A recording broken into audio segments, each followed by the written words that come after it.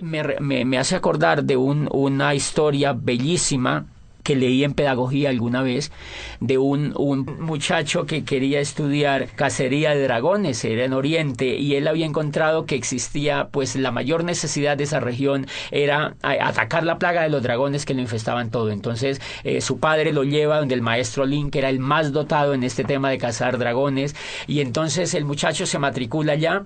Empieza a aprender primer semestre cómo cazar dragones 1, segundo semestre cómo cazar dragones 2, tercer semestre cómo cazar dragones 3, etcétera, etcétera. Pasan los 5 años y él se gradúa como cazador de dragones.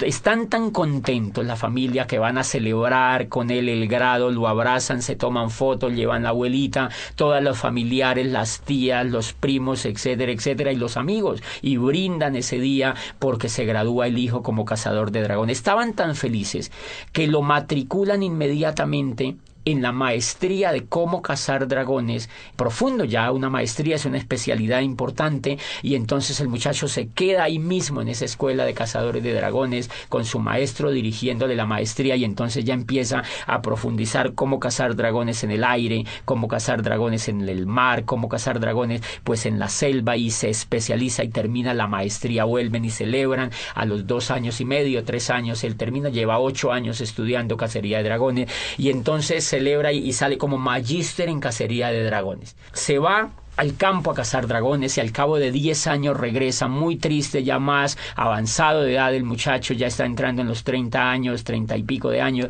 y entonces le dice al maestro, maestro, yo estoy muy triste, y le dice, ¿por qué estás triste? Le dice, mire, yo estudié aquí contigo en esta escuela cacería de dragones, fui aplicado, nunca me supleteé, nunca habilité, hice todo lo que tú me dijiste, repetí todas las asignaturas, hice todo el pensum, y me gradúo como cazador de dragones, y no solo me gradúo como cazador de dragones, sino que hago una maestría en cómo cazar dragones a nivel de especialidad. Me gradúo de magíster como uno de los más brillantes estudiantes, y llevo 10 años en el campo, y no me puede creer, maestro, no solamente no he cazado ni un dragón, sino que ni siquiera lo he visto. Entonces el maestro se queda viéndolo y le dice, hijo, no te pongas triste. Vamos a hacer lo siguiente, vas a volver al campo durante otros 5 años y vas a trabajar muy duro en cómo cazar dragones. Si al cabo de 5 años no has logrado cazar ningún dragón, se le acercó al oído y le dijo, haz como yo, dedícate a enseñar a los hombres el noble arte de cómo cazar dragones. Me parece que mucho le pasa a la educación tradicional eso. La incoherencia de la educación tradicional en general radica en que el gran cúmulo de profesores que enseñan no tienen los resultados, y entonces duplican la incoherencia, y por eso la gente sale preparada para no hacer nada, porque ellos han visto que los profesores no hacen exitosamente lo que les han enseñado. La coherencia es tan importante en la pedagogía y en la educación en general que en la historia de la raza humana solamente ha habido 2 momentos importantes de éxito en la educación, y esos éxitos han estado ligados especialmente con el valor de la coherencia. El primero se presenta en el siglo de oro de Pericles, en la Grecia clásica, donde allí nace la historia. Imagínense que allí vive Herodoto, y Herodoto no estudia historia, sino que Herodoto hace historia. Herodoto escribe la historia de los griegos, y allí nace el padre de la historia, que es él. Él empieza a escribir sobre lo que le pasa a los griegos, y por supuesto que si una persona quería estudiar historia, suponiéndose que existiera una persona que quisiera familiarizarse con la historia, pues va donde Herodoto, porque Herodoto es el historiador. Y nace en el siglo de oro de Pericles Sócrates, vive Anaxágoras y vive Platón, y entonces ellos empiezan a crear las escuelas filosóficas más importantes que pues iluminaron a Occidente y siguen iluminando la filosofía occidental. ¿Qué era la característica de estos filósofos? Que ellos no fueron a estudiar filosofía, sino que ellos eran filósofos, o sea, eran coherentes, ellos hacían filosofía, y entonces pues así Sócrates empieza a hablar a los jóvenes en las calles y en las plazas, y empieza a reflexionar sobre la vida, sobre los valores, sobre la amistad, y reúne a los jóvenes y les cuenta sobre la vida, sobre el universo, les habla sobre la belleza, etcétera, etcétera, y los jóvenes son extasiados escuchando a Sócrates, de manera que esa coherencia que él tiene de no enseñar filosofía, sino de hacer filosofía, hace que Platón, por ejemplo, se interese en la filosofía, y hace que otra cantidad de discípulos que surgieron a raíz de la aparición de Sócrates en la escena ateniense, pues empiece a duplicarse, y lo que se duplica entonces es el éxito de la coherencia. Y nace también en el siglo de oro de Pericles la tragedia. Nace la tragedia, y entonces allí vive pues Sófocles, Eurípides y Esquilo, los grandes creadores de la tragedia viven en ese siglo, y pues obviamente ellos no enseñan tragedia, ellos lo que hacen es que hacen tragedia, y lo que hacen es que enseñan con el ejemplo. Nunca antes se ha visto otra etapa más impresionante de gloria, de crecimiento y de creación que la que se da en el siglo de oro de Pericles, y ha sido pues el ejemplo máxime de la educación. Y paradójicamente allá nace la historia, pero no hay facultades de historia, nace la filosofía y no hay facultades de filosofía, y nace la tragedia, la gran literatura de los griegos, pero no hay escuelas de literatura. Entonces lo que hay son hechos concretos, hay maestros que hacen las cosas, y otros, si las quieren aprender, pues las aprenden realmente de los que saben. Y eso es tan importante que el otro momento que se presenta en el siglo XVI, prácticamente arrancando el siglo XVI, y es en lo que llamamos el Renacimiento. Allí en la Florencia renacentista se da otro milagro de la educación. Allí aparece el arte, aparece otra vez la filosofía renacentista, aparece el descubrimiento de las leyes físicas y de las leyes químicas, y aparece el renacimiento de la política, de la democracia con Maquiavelo. Aparece el planteamiento de teorías políticas que nunca se habían escuchado, básicamente en lo que plantea Maquiavelo, y aparece en el arte Miguel Ángel Buonarroti, aparece Tiziano, aparece Botticelli, y ninguno de ellos va a las escuelas de arte, sino que ellos van al taller de Verrocchio, van donde hay maestros pintando, donde hay escultores, donde hay realmente personas que son coherentes con el arte, y pues ellos han sido los grandes creadores del Renacimiento, la gloria, el espejo, todo el ejemplo que tuvimos hacia adelante en el tema del arte en Occidente. Por ejemplo, fíjense que toda esa coherencia hace que Newton defina su rol sobre la ciencia y desafíe los conceptos que se habían creado a raíz de las creaciones anteriores en el tema de la física. Y lo que se da en ese siglo, en ese siglo del Renacimiento, prácticamente en esa etapa,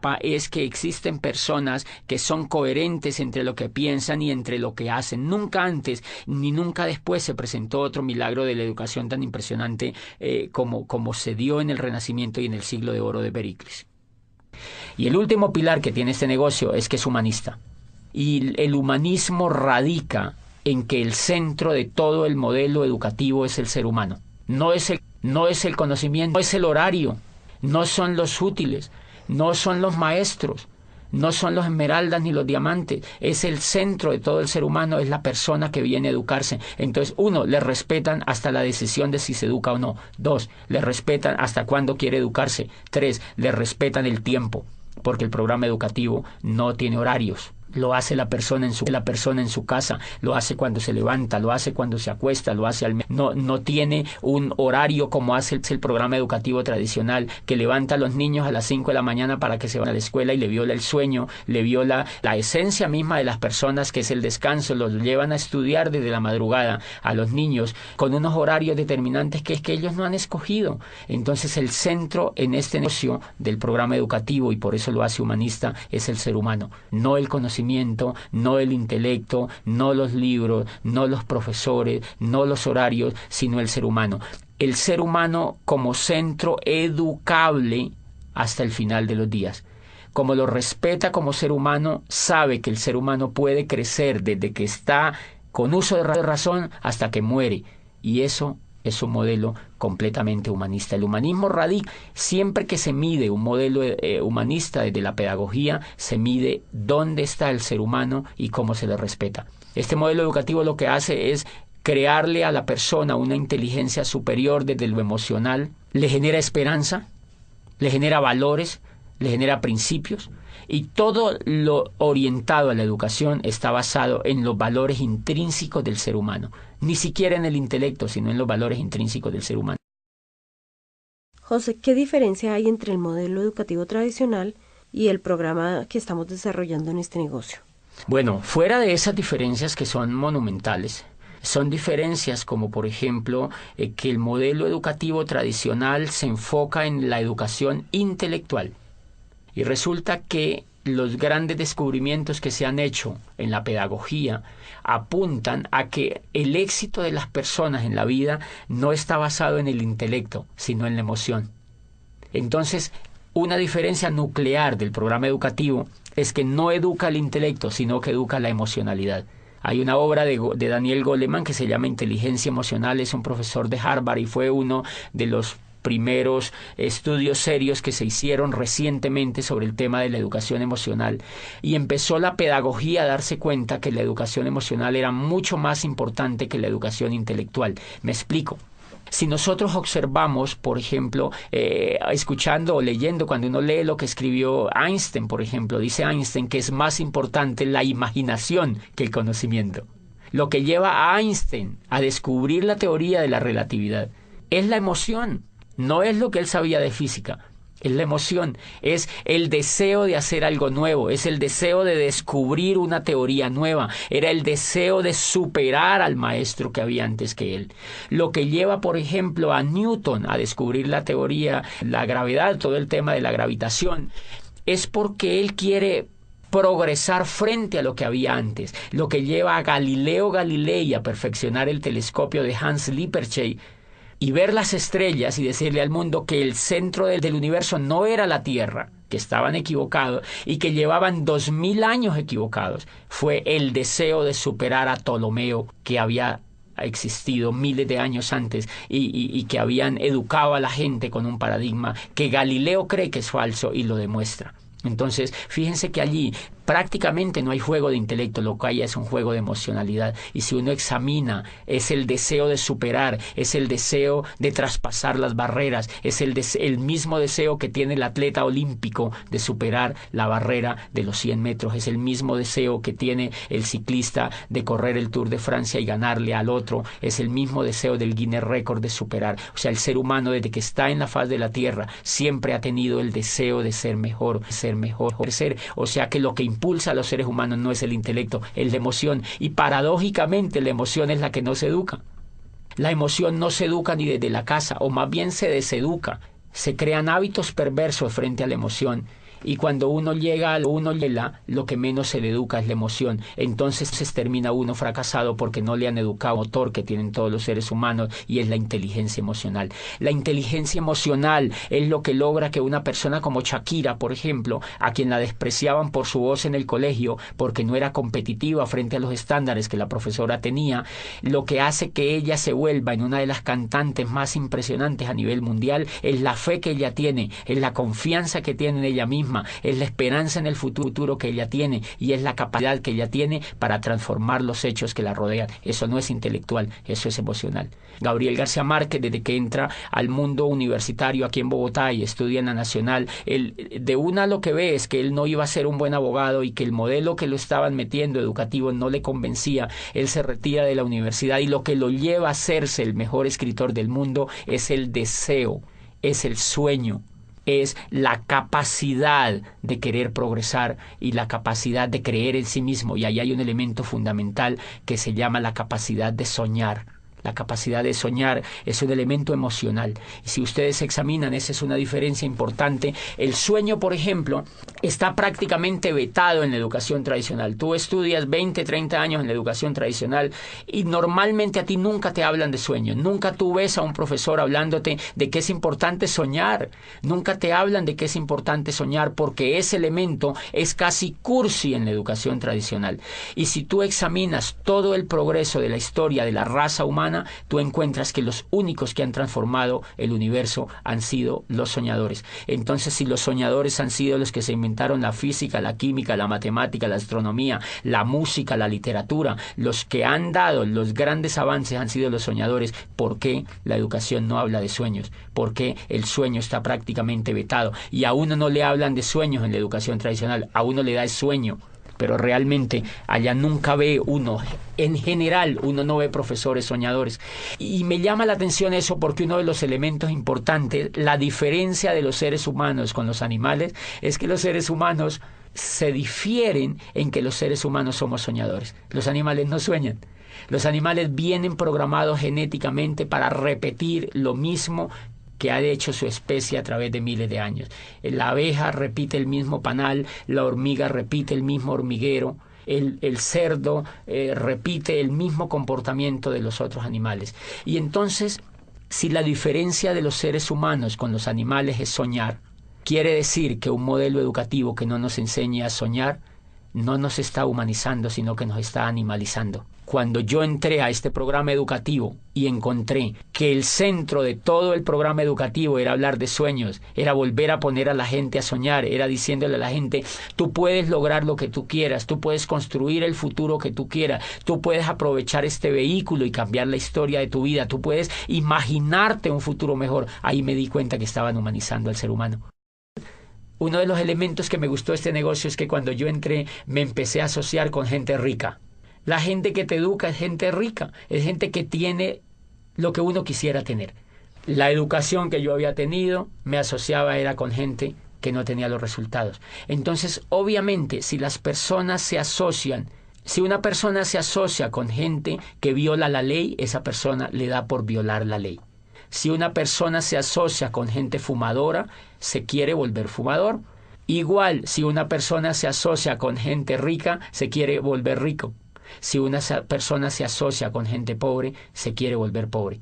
Porque Dios los hace y ellos se juntan, dice el dicho. Entonces tú encuentras, claro, si una persona es educada en un medio pobre, donde no ve resultados, la persona lo único que va a duplicar es pobreza. Este modelo de negocio tiene la facultad de asociar a las personas con gente que tiene resultados de abundancia y entonces eso se pega en las otras personas. Por eso crea como una especie de ambiente donde hay muy fácil la posibilidad de la duplicación, porque las personas siempre están viendo resultados y siempre están viendo posibilidades y siempre están viendo coherencia y siempre están viendo progreso. Otro elemento importante es que cuando uno se asocia en este negocio, uno encuentra gente que no se queja, gente que no habla de pobreza, gente que no te habla de crisis, gente que no te habla de fracaso, gente que no te habla de pérdida. Acá siempre te van a hablar de ganancia, de prosperidad, de abundancia, de riqueza, de amistad, de perdón, de valores, de familia, de crecimiento. Entonces, obviamente, si te están hablando todo el tiempo de eso y tú lo vives, a ti eso se te va pegando y te dan ganas de ejercerlo. ¿Tú consideras que este programa educativo es importante para un negocio multinivel? Sí, totalmente definitivo. Y una de las diferencias que tiene, digamos, montar un negocio de network marketing con montar un negocio tradicional es que el que monta un negocio tradicional, primero, en la universidad no le han enseñado actitudes de ser empresario. La diferencia entre una persona que es empresaria y alguien que no es empresaria es la actitud.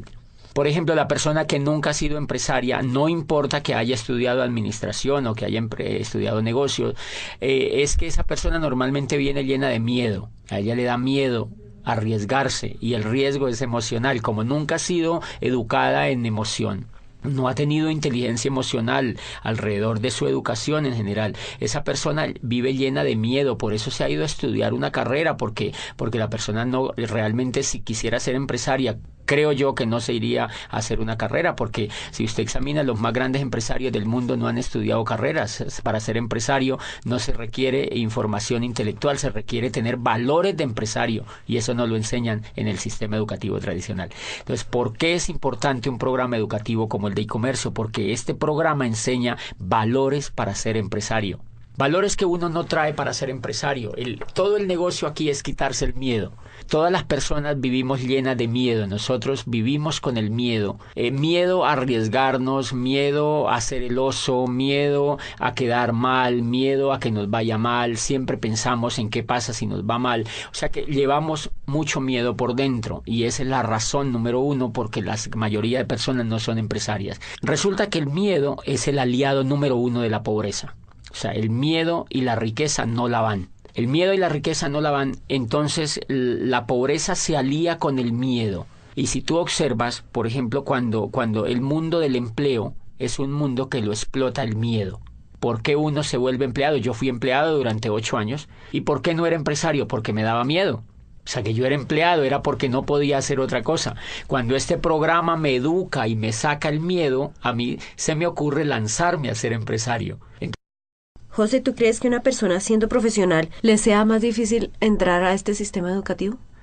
Yo creo que eso depende mucho de la actitud de la persona empresaria que entra al negocio. Hay muchos casos de profesionales con una excelente actitud para educarse, pero tenemos montones de casos de profesionales que ven el negocio y son renuentes al conectarse al programa educativo. ¿A qué acuso yo esa renuencia? Creo que esa renuncia tiene que ver con lo que ellos creen que son. Como ya son médicos, como uno ya es abogado, como uno ya es ingeniero, entonces uno se cree producto terminado. Y ellos no tienen la culpa, ellos así los han hecho creer. Eso se lo ha hecho creer todas las décadas que llevan de estudio y los grados que les han dado. Entonces se creen productos terminados y creen que esto es un jueguito, que esto es, o sea, una cosa allí, pues como para decidirlo de manera sencilla. O sea, no creen que sea tan importante porque se creen productos terminados. Pero cuando ellos van, digamos que entra un ingeniero, yo he tenido casos de ingenieros civiles que me dicen, yo entro a eso y eso me gusta y yo sé que eso es dar como negocio. Y empiezan a dar planes, y empiezan a trabajar, empiezan a querer auspiciar, empiezan a querer construir el negocio y se frenan. Y vuelven a mí y me preguntan, no sé qué es lo que me pasa. Lo que pasa es que yo voy donde la gente y me dice que no, yo a veces contacto a la gente y me dejan plantar. Y obviamente para un profesional de esos, pues un resultado de eso lo golpea. Cuando yo los escucho me dicen, no tengo resultado, yo le doy y le doy y le doy y no avanzo. Entonces yo advierto muchas cosas. Él se empieza a dar cuenta de que le falta algo que él no sabía que le faltaba. Y es, por ejemplo, coraje, disciplina, perseverancia. Él se quiere rajar. Por muy ingeniero que sea, él se quiere rajar. O sea que él en ese momento le está faltando inteligencia emocional. Él es buen ingeniero, pero como empresario no tiene inteligencia. Entonces, él en ese momento, antes de conectarse al programa educativo, él no se da cuenta que le falta la inteligencia emocional suficiente para ser empresario. Entonces, creo que esa es una de las razones. El sentirse producto terminado, fíjense que la ignorancia, decía Platón, no es un estado de escasez, sino un estado de llenura.